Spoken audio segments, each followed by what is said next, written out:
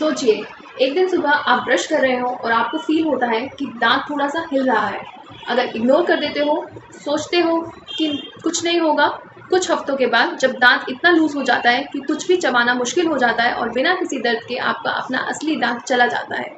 ये कहानी बड़ी नॉर्मल है। हर वीक मेरे क्लिनिक में एक ऐसा पेशेंट ज़रूर आता है और सबका एक ही रिग्रेट होता है कि काश पहले आ जाते। मैं हूं डॉक्टर पलक चुग और आज मैं आपसे बात करने वाली हूं एक ऐसे टॉपिक पर जिसको लोग बहुत लाइटली लेते हैं या इग्नोर कर देते हैं। टूथ मोबिलिटी यानी हिलता हुआ दांत। हमारे दांत जॉ बोन के अंदर एक लिगामेंट सिस्टम से जुड़े होते हैं जो उन्हें मजबूती से होल्ड करते हैं। थोड़ा बहुत हिलना बच्चों के दांत में नॉर्मल होता है क्योंकि वो गिरने वाले होते हैं, लेकिन अगर एडल्ट में दांत हिल रहा है तो कुछ तो प्रॉब्लम है। ये एक वार्निंग साइन है कि आपके दांत का सपोर्ट सिस्टम वीक हो रहा है। सबसे कॉमन रीजन गम डिसीज यानी पायरिया। जब ब्रशिंग ठीक से नहीं हो पाती, जब प्लाक टार्टार में बदल जाता है, जब गम्स दर्द करते हैं या ब्लीडिंग करते हैं ब्रशिंग के टाइम पे, ये सब मिलकर आपके दांत के आसपास के बोन को कम कर देते हैं और जैसे ही बोन कम होती है दांत हिलने लगता है। लेकिन गम डिसीज के अलावा भी कई और वजह हो सकती हैं।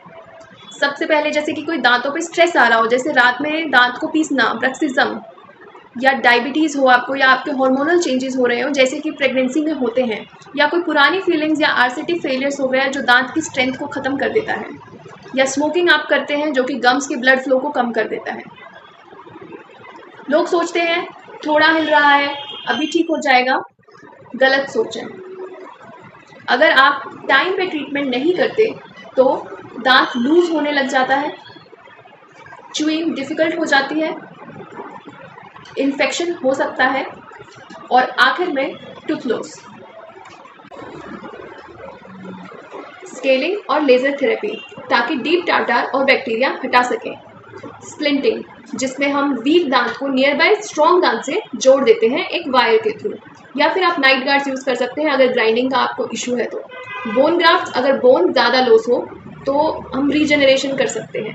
एक्सट्रैक्शन और इम्प्लांट्स अगर दांत नहीं बचा सकते तो पेन फ्री रिमूवल और नेचुरल लुकिंग रिप्लेसमेंट करते हैं।